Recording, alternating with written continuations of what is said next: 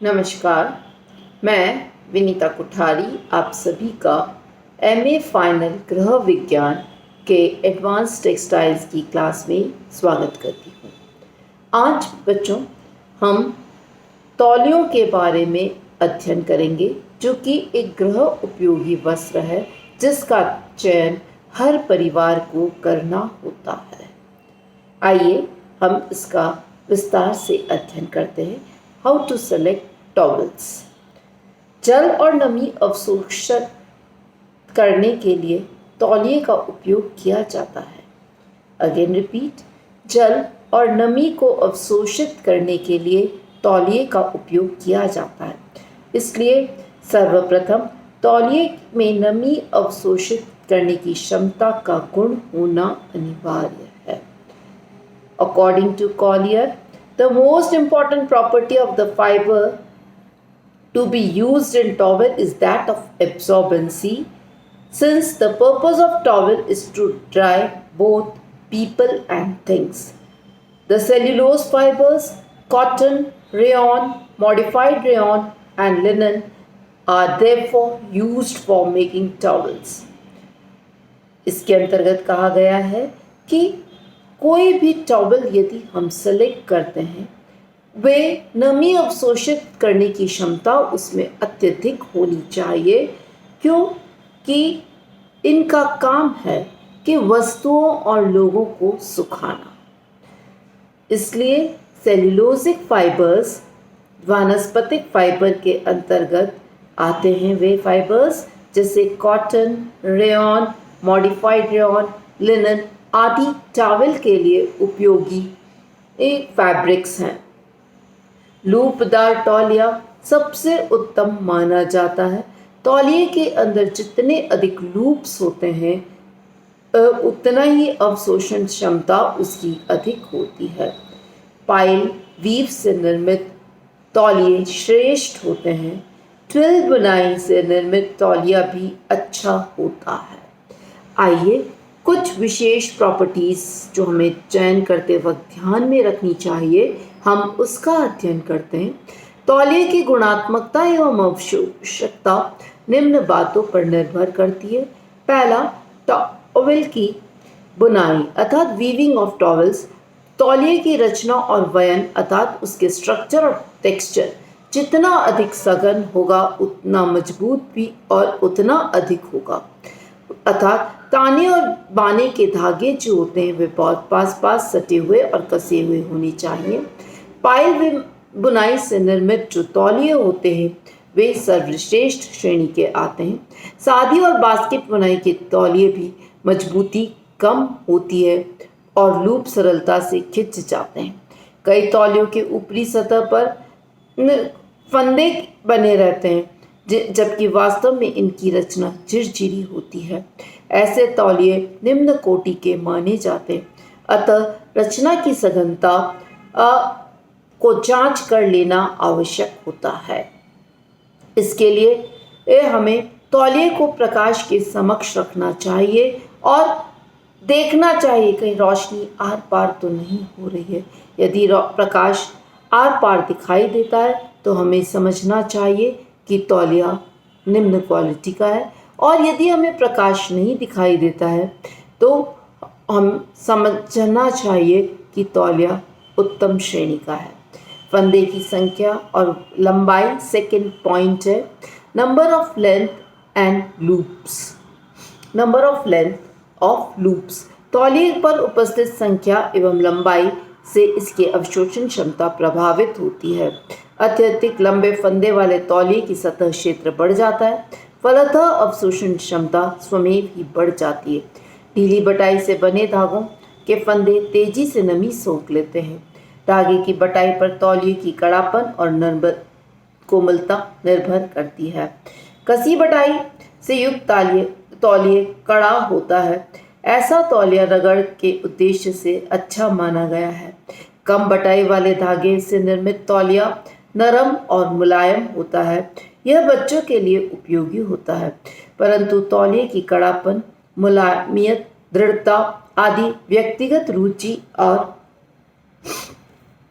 पर निर्भर करती है। कोई व्यक्ति बड़ा तौलिया पसंद करता है तो कोई व्यक्ति मुलायम तौलिया पसंद करता है। फंदा बाने के धागों के द्वारा कसकर बांधे जाते हैं। सघन रचना से युक्त तौलिए में फंदे भी पास पास सटे एवं कसे हुए रहते हैं। तौलिए सिंगल लूपदार और डबल लूपदार भी होते हैं, परंतु मजबूती की दृष्टि से देखा जाए तो सिंगल लूपदार श्रेष्ठ होता है। सिंगल लूप में लंबबद्ध धागों की संख्या 24 से 41 होती है, जबकि डबल लूप में धागों की संख्या 20 से 24 तक की होती है। अतः तौलिए का चयन करते वक्त हमें उस पे लगे लेबल्स देख लेने चाहिए। कई बार क्रेता तौलिया के वस्त्र स्वरूप, आकर्षण, सुंदर नमूना, डिजाइन आदि से प्रभावित होकर खरीद मोहित हो जाता है और निम्न कोटि का तौलिया चुनाव कर लेता है। अतः अच्छी तरह से सोच समझकर, जांच परख कर हमें तौलिए को क्रय करना चाहिए। किनारी या सेल्वेज तौलिए की किनारी इसकी मजबूती प्रभावित करती है। लंबाई के दोनों ओर साइड में मजबूत किनारी होना आवश्यक है, परंतु किनारी चौड़ी नहीं होनी चाहिए, अन्यथा तौलिए का सतही क्षेत्र कम हो जाता है। इससे अवशोषकता कम हो जाती है। अतः पतली परंतु मजबूत किनारी वाला सेल्वेज वाला तौलिया हमें सेलेक्ट करना चाहिए। ओवरएज या तुरपाई किनारी भी अच्छी रहती है। धागे के प्रकार, सूती, लिनन आदि रेशों से नमी और आर्द्रता अवशोषकता के विलक्षण गुण होते हैं एवं अनोखा गुण विद्यमान होता है। अतः इन रेशों से निर्मित टॉवल अच्छे रहते हैं। आइए अब हम टॉवल्स के प्रकारों के बारे में जानते हैं। विभिन्न पर्पसेस के लिए हम टॉवल्स को उपयोग करते हैं। तो सबसे पहले हम बेदिंग के लिए या अर्थात स्नान तौलिया या बाथ टॉवल्स कहते हैं इन्हें। स्नान तौलिए के रूप में ज़्यादा उपयोग होती है और इनके आकार विभिन्न आकार के अंदर उपलब्ध होते हैं। उठे हुए रोए मुलायम कोमल होते हैं, नमी और जल अवशोषकता शीघ्र सोख लेते हैं और त्वचा को आराम और सुख पहुंचाते हैं। परंतु टार्किस तौलिया देर से सूखती है क्योंकि उनमें उपस्थित फंदों रों के कारण इनकी मोटाई बढ़ जाती है। स्नान तौलिया विभिन्न साइजेस के अंदर उपलब्ध है। 24x46 सबसे बड़ा आकार होता है। 20x40 तथा 22x44 का तौलिया मध्यम आकार का होता है। मध्यम आकार के तौलिए ही अधिकतर उपयोग किए जाते हैं। तौलिया जितना अधिक लूपदार एवं भारी होगा, उसकी सफाई, रखरखाव और संचयन उतना ही मुश्किल हो जाता है। आजकल वेलर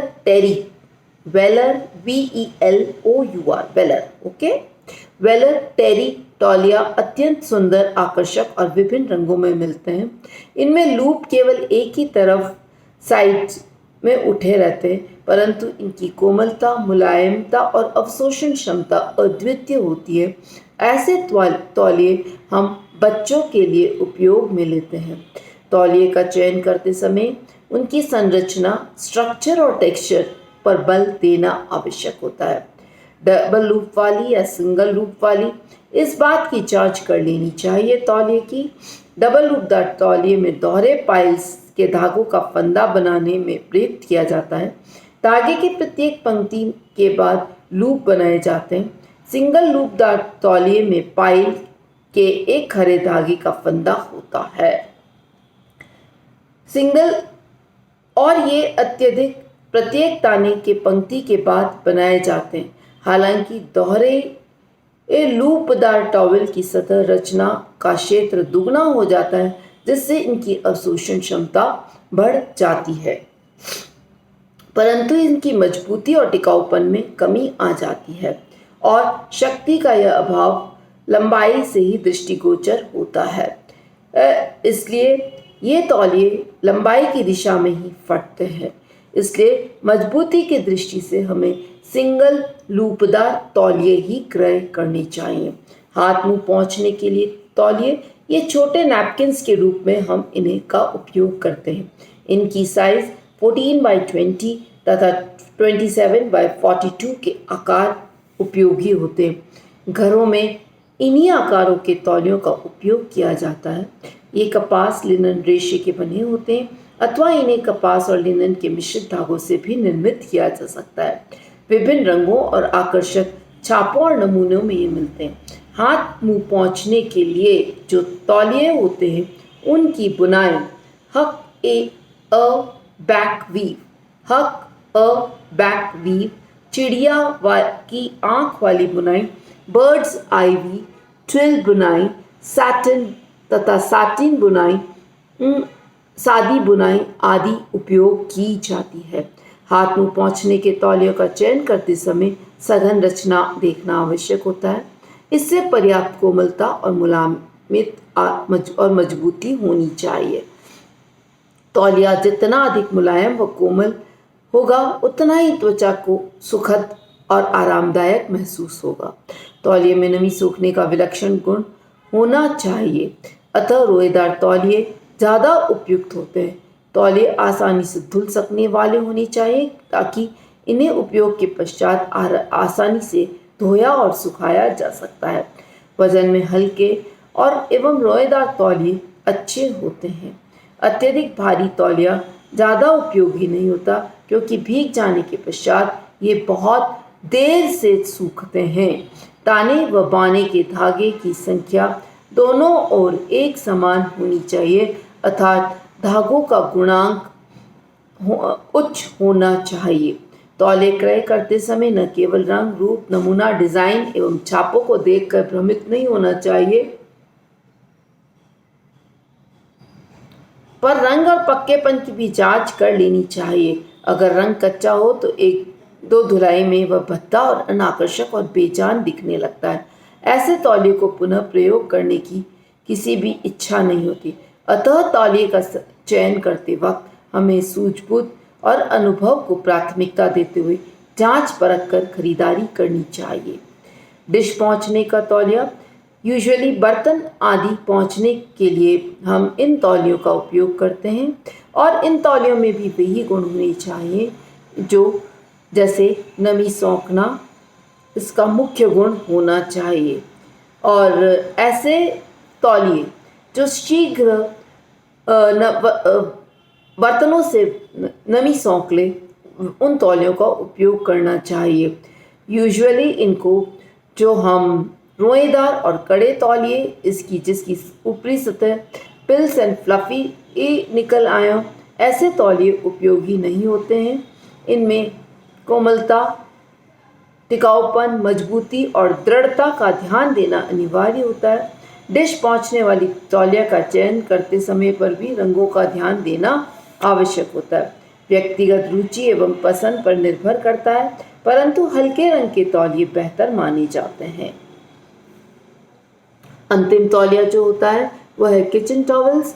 किचन के अंदर हाथ वगैरह पोंछने के लिए हम इनको उपयोग करते हैं। ऐसे टॉवल्स हमें यूज़ करने चाहिए जिन पर दाग धब्बे शीघ्रता से छूट जाएं और तौलिए जल्दी से सूख जाएं, क्योंकि इन तौलियों को हमें बार बार धोना पड़ता है। रसोई में काम आने वाले तौलिए विभिन्न आकार में मिलते हैं, आकर्षक डिज़ाइंस में मिलते हैं। रसोई के कामों के बीच में हाथ पोंछने और नमी सोखने का इनका गुण अनिवार्य होता है। साथ ही इनमें नमी उन्मुखता का भी गुण होना चाहिए ताकि ये शीघ्रता से सूख जाए। रसोई में उपयोग किए जाने वाले तौलिए का रंग, आकार अगेन व्यक्तिगत रुचि और पसंद पर निर्भर करता है, परंतु छोटे तौलिए इसमें उपयुक्त माने जाते हैं। कपास, लिनन, रेयॉन इन रेशों को से मिश्रित धागों का तौलिया उत्तम माना जाता है क्योंकि इनकी मजबूती, टिकाऊपन, अवशोषकता आदि इसमें पाया जाता है। बर्तन पोंछने वाले तौलिए का चुनाव करते समय हमें वस्त्र की सघनता, सतह रचना, बुनाई, मजबूती, कोमल सतह पर उठे रोए, रंग रूप, आकार, नमूने, छापे आदि से संतुष्ट होने के पश्चात ही क्रय करना चाहिए। साथ ही रंग पक्कापन होना चाहिए और इन पर कौन सी परिसज्जा की गई है। उपरोक्त सभी बातों को ध्यान में रखकर हमें जांच परख कर विभिन्न टॉवल्स का क्रय करना चाहिए। धन्यवाद।